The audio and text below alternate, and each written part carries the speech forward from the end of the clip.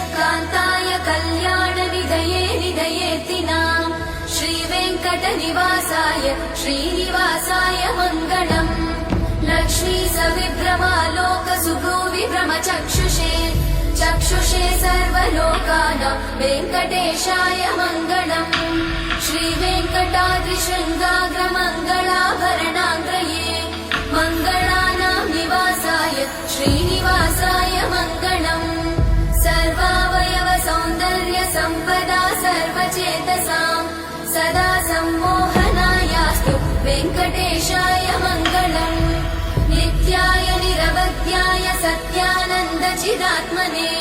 सर्वान्तरात्मने श्रीमद् वेङ्कटेशाय मङ्गलम् स्वतः सर्वविदे सर्वशक्तये सर्वशेषिने